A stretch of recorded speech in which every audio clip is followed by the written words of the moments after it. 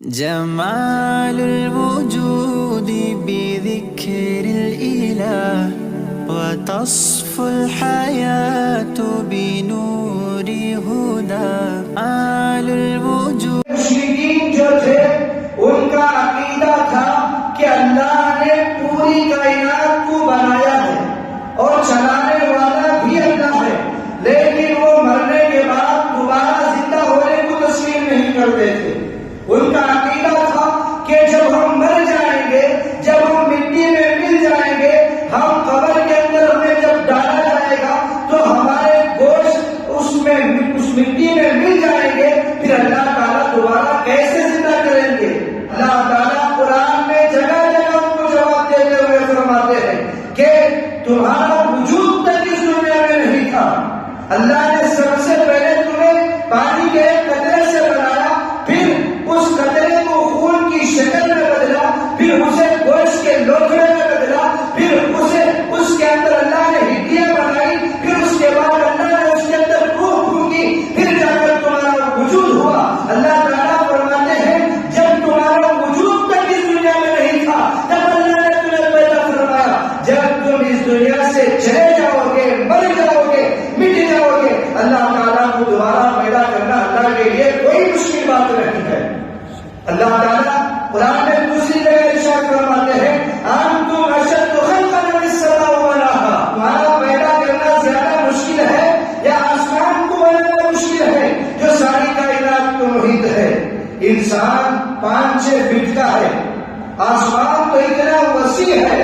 اللہ تعالیٰ آسمان کو بنانے میں نہیں تھکے، کیا انسان کو بنانے میں اللہ تعالیٰ تھک سکتے ہیں؟ مختصر میں 2 باتیں کہنا چاہتا ہوں.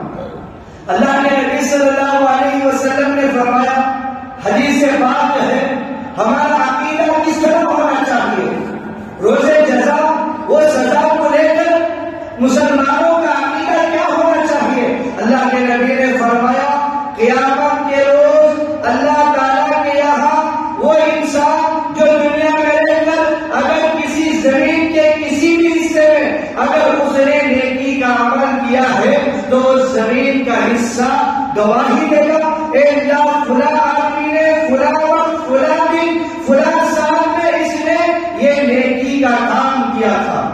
پھر اگر کوئی شخص اس زمین کے اندر اگر اللہ کی نافرمانی کرتا ہے تو زمین کا وہ حصہ اللہ تعالیٰ کے یہاں گواہی دے گا، اے اللہ فلاں آدمی نے فلاں دن فلاں وقت فلاں مقام پر اے اللہ اس نے تیری نافرمانی کی تھی.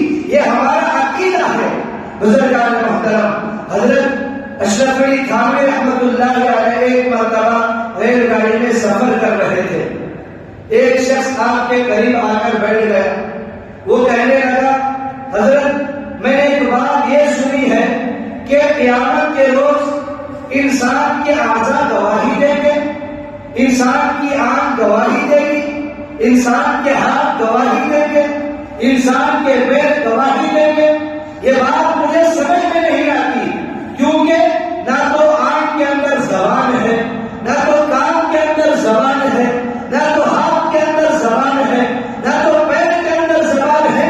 یہ کیسے گواہی دے گی؟ تو حضرت اشرف علی تھانوی رحمۃ اللہ علیہ نے انہیں یہ جواب دے دیا کہ تمہاری زبان کے اندر بھی زبان نہیں ہے. زبان بھی تمہارے جسم کا ایک حصہ ہے، وہ بھی ایک گوشت کا لوتھڑا ہے، اس کے اندر بھی زبان نہیں ہے. جب اللہ نے زبان کو بولنے کی صلاحیت عطا فرمائی ہے تو اللہ تعالیٰ جسم کے تمام اعضاء کو بولنے کی صلاحیت عطا فرمائیں گے.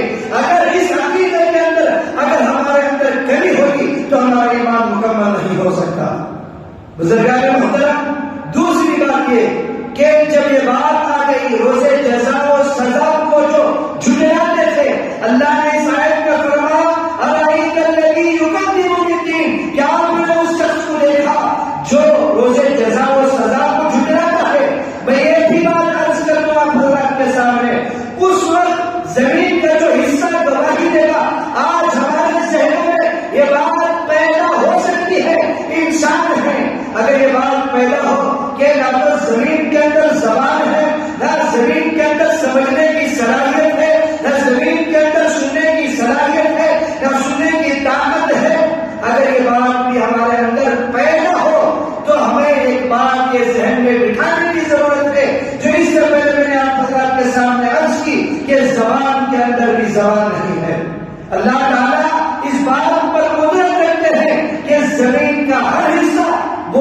پر قادر ہوگا اس دن۔